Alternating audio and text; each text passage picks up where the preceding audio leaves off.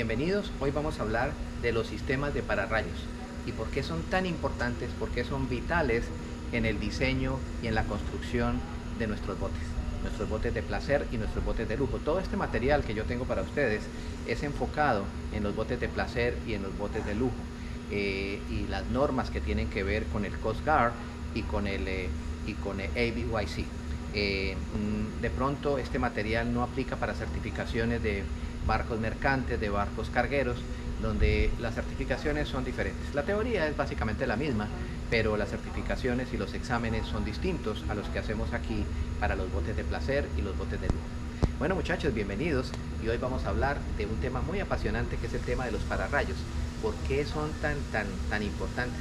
Pues bueno, es sencillo, básicamente porque en el momento en que se produce un rayo, un strike, como se dice en inglés, pues mire lo que corre por ahí. Corren 100 millones de voltios o más. Ese es el voltaje que corre en un rayo en el momento en que se produce un rayo. Y bueno, pues comparado con los 12.000 voltios que hay en el transformador de al frente de sus casas, que es un voltaje high tension, de alta tensión, pues calcule este de 100 millones de voltios. Solo imagínense eso. Y solo imagínense que ese voltaje se descargara y entrara al sistema de conexión, al sistema de lazo de tierras o de aterrizaje de su bote, y que tuviera un mal sistema de conexión.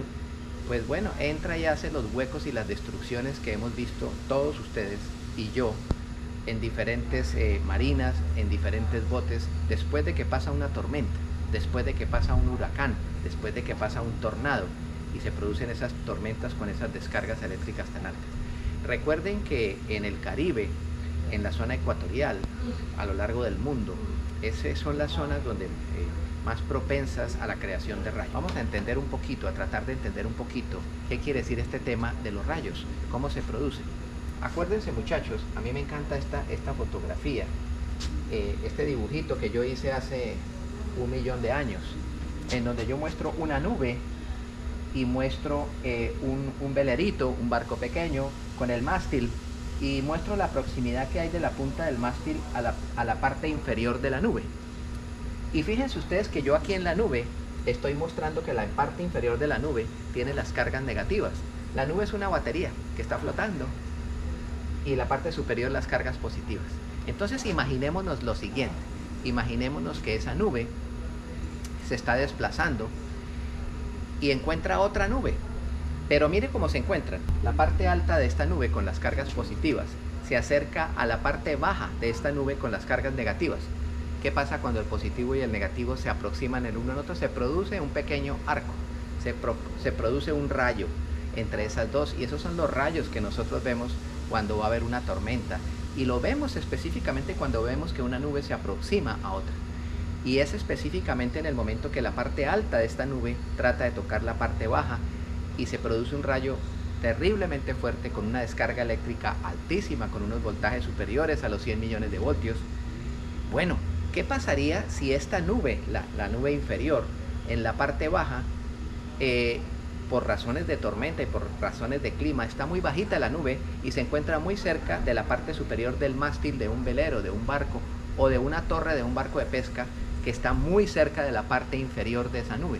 Acuérdense que durante las tormentas y durante estos fenómenos meteorológicos las nubes se bajan muchísimo y la humedad en el medio ambiente es altísima, y recuerden que la humedad es un excelente conductor de electricidad.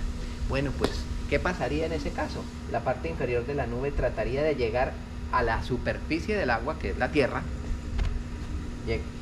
a través del mástil, y se descargaría por el mástil. Y si el mástil es metálico, ustedes se podrían imaginar lo que pasa.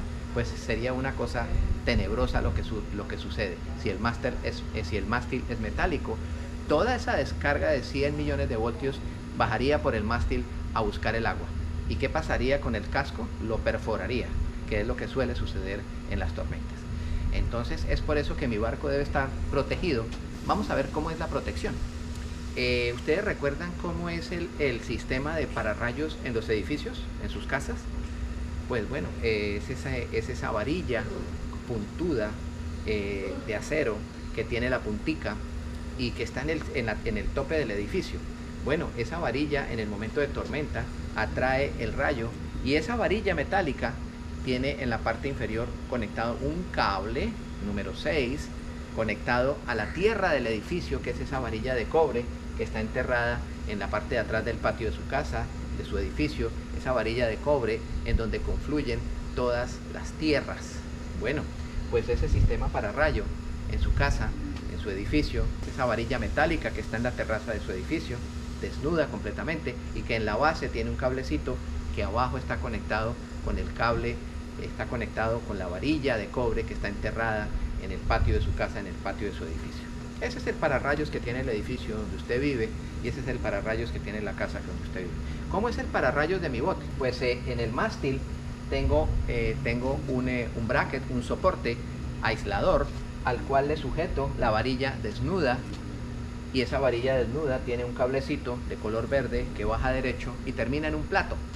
Y ese plato es un plato que está localizado en la parte lateral del bote y es de un color cobrizo porque es de una aleación de bronce, y aquí lo vemos, el Dynaplate, y está en la parte lateral del bote, para descargar esa corriente de ese voltaje tan exageradamente alto. Eso es, sencillamente es una conexión de una varilla desnuda situada en la parte superior de mi mástil o en la parte superior de la torre de mi bote, y esa varilla va con un cable de calibre número 6 mínimo, y termina en un plato disipador de energía de una aleación ferrosa, como lo podemos ver aquí, y ese plato no debe tener menos de un pie cuadrado. Es un plato, algunos ingenieros ese plato lo conectan a los platos de bonding, a los ánodos de sacrificio. Yo recomiendo hacerlo, es una buena práctica, pero este plato no es para propósitos de anticorrosión. Este plato no está diseñado para eso. Este plato está diseñado para disipar las corrientes producidas o descargadas en los momentos de las tormentas, para disipar los rayos, para disipar esos voltajes tan altos y esas corrientes tan altas a través de este plato, y se disipan en el agua. ¿Ok? Esa es la función de ese plato para los pararrayos en el bote. Ese es generalmente en la parte lateral del bote. En la mayoría de los yates grandes de placer, ustedes lo pueden ver, está localizado aquí, y bueno, pues no tiene nada que ver con el sistema de lazo a tierra y con el sistema de aterrizaje de su bote. Es un plato separado y es exclusivamente para drenar esos altos voltajes de los rayos que se producen durante las tormentas.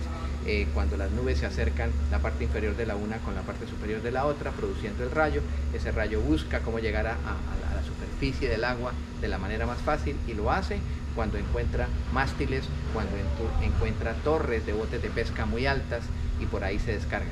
Es por eso, muchachos, que las torres de los barcos de pesca fabricadas en aluminio o en acero inoxidable deben estar aterrizadas al sistema de lazo a tierras para drenar todo tipo de corrientes y proteger su bote.